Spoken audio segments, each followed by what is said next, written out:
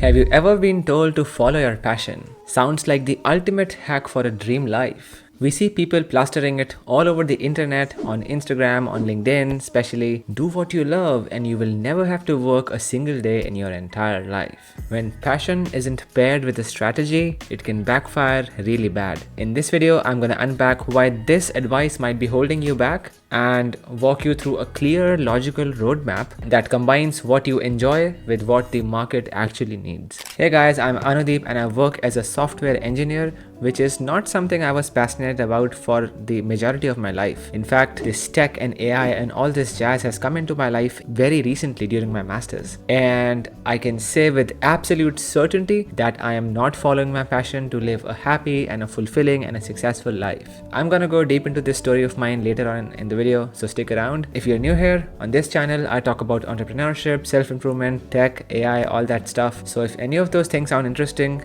please consider subscribing. Enough of the plug. Let's get started.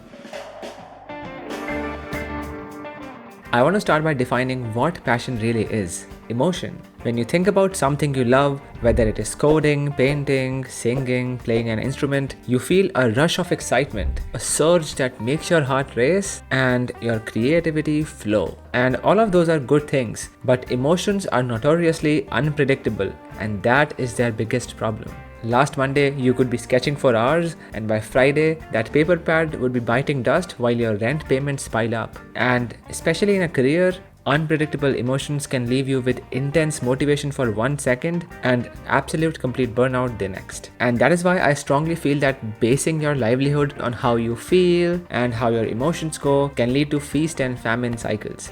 And that is exactly what we don't want. And that's why my spiel is living your life based solely on your emotions is a very bad idea. So, how do we step off this emotional roller coaster? Let's flip the question with the mental model of inversion. Instead of asking, what feels amazing right now to pursue, we can ask ourselves, what could go wrong if I let only emotions guide my career? And suddenly, this emotion and passion thingy starts looking less like a beacon and more like an absolute blindfold. You see the lack of structure, the shifting priorities, and most importantly, the difficulty of defining what your passion actually means. I mean, is it being good at something? Is it a natural calling? Are you born with it? What exactly is it? And even if you know what passion actually means, how do we find ours? As I said, are we born with it? Should we travel the world to find it? It is all so vague. So, if emotion isn't enough, then what is the thing that anchors us? Here is a simple formula you can live by. Skills multiplied by market needs equals success. Think of your skills as supply in the economy and market needs as demand. If you are excellent at solving problems that people are happy to pay for, you've got a career for yourself, my friend, and a paycheck. But if there's a lot of skill at something but no market need for that skill, your income remains zero.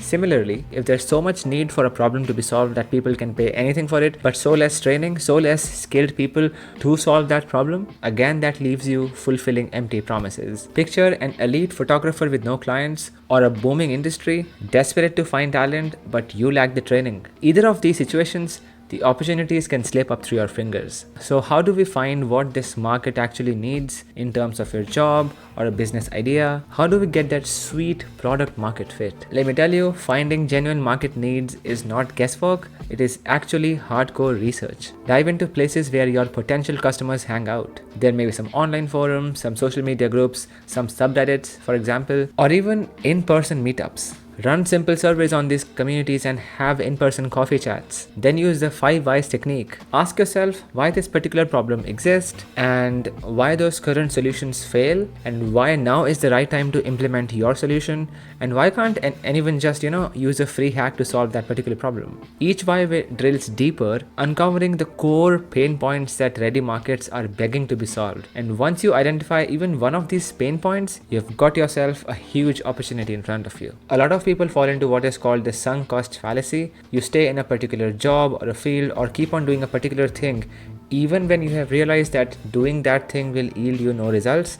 But since you have already invested the time and energy and resources into that thing, you just don't want to pivot. We buy a $15 movie ticket, and trust me, we all have been there. We buy an expensive $15 to $20 movie ticket, we go to the movie, we have high expectations because it is directed by a famous director or it has famous movie stars in it, but right at the start, you know that the movie is going to be a flop and you're not going to get the value that you thought you would have gotten out of it.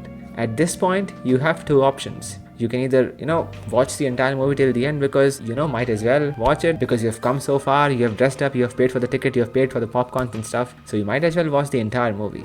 But you can also get up and go out and do something else. And trust me, 99% of the people will sit and watch that damn movie. I fell into the trap myself. I was a top mechanical engineering student with impressive grades and I was fully invested to follow the field. I was passionate about mechanical engineering, as they say. It was all romantic and stuff. But once I started my masters, I realized my long-term payoff was in software and AI, fields that aligned with my natural strengths at math and problem solving, and with an international student visa and only a few months to secure a job, I made the hard call to pivot. Now, usually this is not easy because, as I mentioned, sunk cost fallacy was haunting me. In the initial days, I thought, oh, but what happens to all these years that I've put into, building my career in mechanical engineering, inventing new technologies, being granted a patent and stuff. And in this new tech field that I'm coming in, there are already people who are ahead of me, and then there's no chance I'm going to catch up to them, and all these thoughts were flooded in my head at the start. And obviously it meant discomfort in catching up, but I think I just told myself that every day I was on the wrong path, I was not working on the right one. And I'm so glad I made the switch. I'm so happy right now, I'm so satisfied,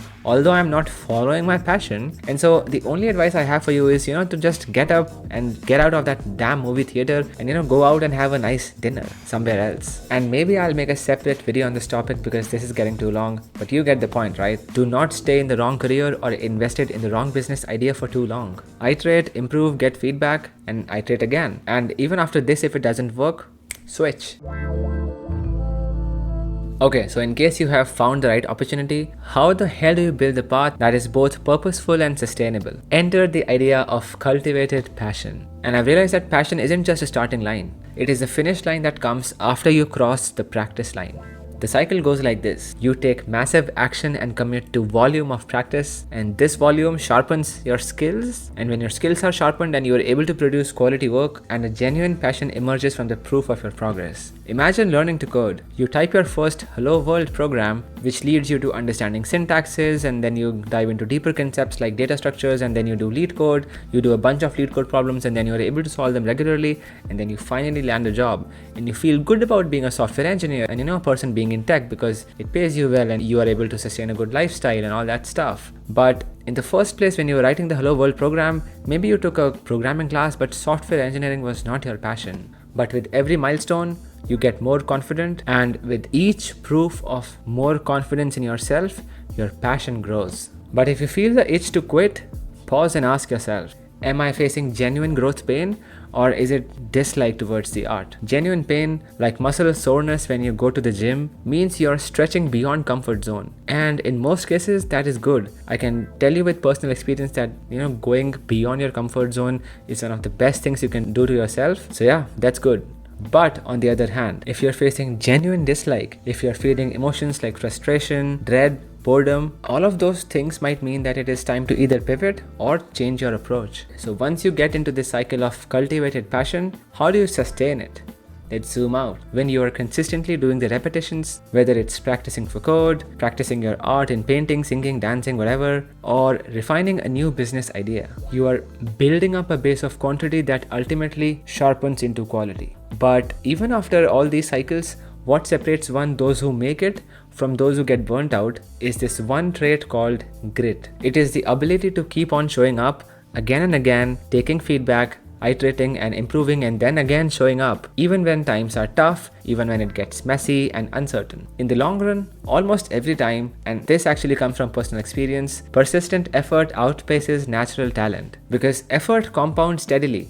just like interest in your savings account. What I'd say is adopt a fast iteration mindset, launch a bare bones MVP, or dive into a new coding topic just with minimal knowledge and start building project. Then you throw it out at people. Maybe it's users, maybe it's some of your friends. You gain feedback, you refine your product, and you keep on repeating these steps again and again. Remember, Facebook started as a bare bones college dictionary. Even Instagram started as a location check-in app. And Spotify, that was just peer-to-peer streaming app before they actually got the licensing deals. What set all these big companies apart was not their novel best idea at the start. It was relentless iteration and improvement. And I urge you to do the same.